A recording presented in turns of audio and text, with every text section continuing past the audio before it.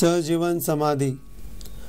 ज्ञानदेवासोबत तीर्थयात्रेचा पंढरपुरात समारोप केल्यावर त्यांना घेऊन ज्ञानेश्वर आळंदीत परत आले. आपल्या भावंडांची अनेक महिन्यानंतर भेट घेतली. सगळ्यांच्या भावना भरून आल्या. त्या भावंडांनी जन्मापासून आजवर सोबतच आयुष्य काढले होते. इतका विरह कधीच झाला नव्हता. पुन्हा भेट झाल्यावर आळंदीत गेल्यावर काही काळ आनंदात गेला.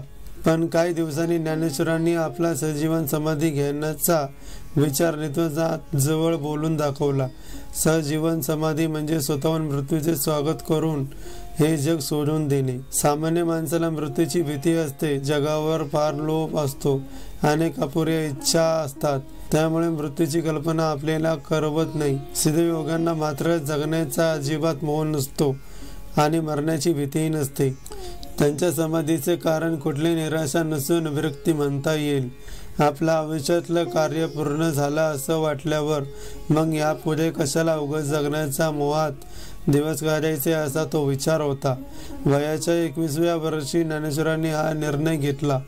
सामान्य माणसाची ही सहसा आयुष्यात कर्तबगारी दाखवण्याची सुरुवात होती. ज्ञानेश्वरांनी या वयात आपलं जिवंत कार्य संपवलं होतं. एका चाकोरीत अडकून बसलेल्या धर्माला आणि समाजाला आव्हान दिलं होतं. पंडितांच्या पोथ्यांमध्ये कैद झालेले गीतेचं आध्यात्मिक ज्ञान सामान्यासाठी ज्ञानेश्वरी लिहून मराठीतून मोकळं केलं होतं.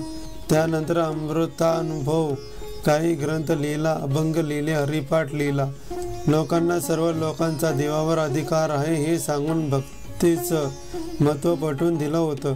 ठिकठिकाणी फिरून लोकांना सन्मार्ग दाखवला. त्यांची स्वतःसाठी कोणती इच्छा नव्हती. त्यांनी लिहिलेला पायसा दानात त्यांनी देवाला सगळेच भले व्हावे, ज्याला जे हवे ते मिळावे अशी प्रार्थना केली आहे. अशी निस्वार्थ प्रार्थना एखादी आई आपल्या मुलासाठी करते तशी त्यांनी सर्व जगासाठी केली. त्यामुळे त्यांना ज्ञानेश्वर माऊली म्हणतात. त्यांची इच्छा असली तरी आपले गुरु आणि मोठे भाऊ नेतृनाथ यांच्या परवानगीशिवाय त्यांनी ते पाऊल उचललेले नसते. नेतृनाथ आपले भावाला चांगले ओळखत होते. त्यांच्या मनातली तीव्र इच्छा, त्यांचं कारण आणि निर्धार त्यांना समजला होता. त्यामुळे त्यांनी जर मनाने त्यांना परवानगी दिली. त्यांच्या या निर्णयाने त्यांच्या भावंडांना, त्यांच्या अनुयायांना, भक्तांना साहजिकपणे फार दुःख झालं.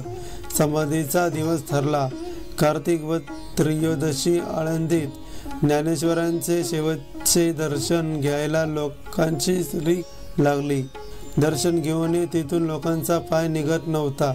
समाधीचा दिवस उजाडला. ज्ञानेश्वरांनी इंद्रायणी स्नान केले. लोकांनी मोठ्या श्रद्धेने त्यांची पूजा केली. लहानपणापासून आळंदीत अपमान सहन केलेल्या ज्ञानेश्वरांना निरोप देण्याची वेळ आली तोपर्यंत चित्र फार पलटलेलं होतं. आळंदी सोबतच इतर अनेक ठिकाणीहून आलेल्या भक्त साधुनियांनी ज्ञानेश्वर माऊलींना शेवट नमस्कार करत होते. ज्ञानेश्वर अतिशय शांत होते.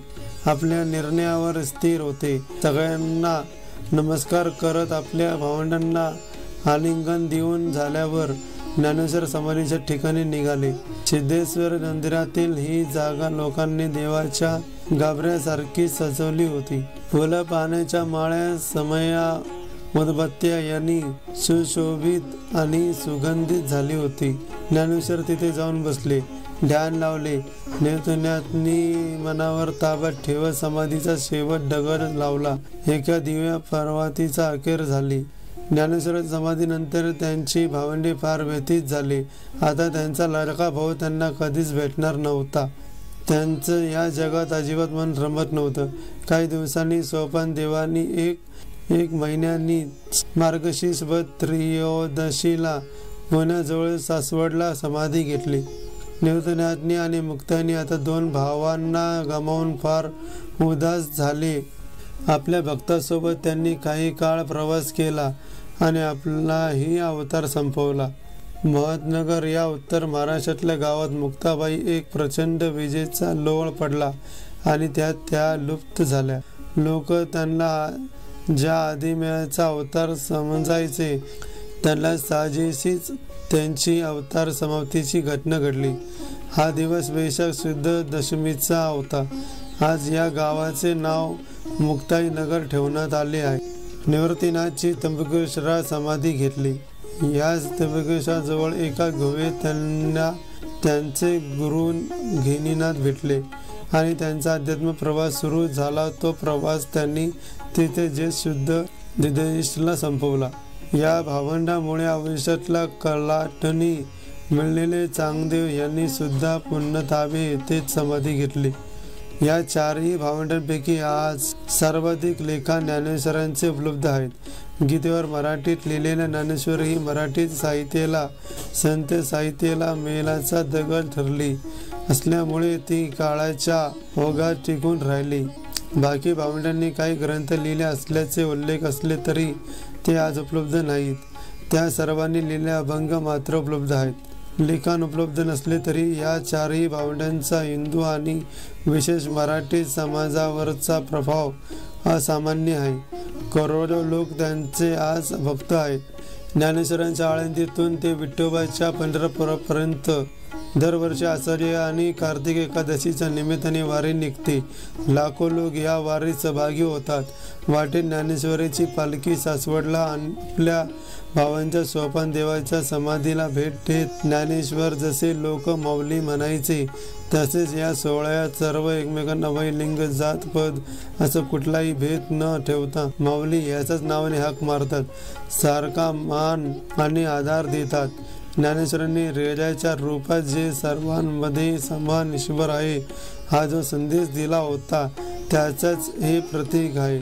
संतांच्या परंपरेत ज्ञानेश्वरांच्या पिढीला पाया आणि तुकारामांच्या पिढीला कळस म्हणतात.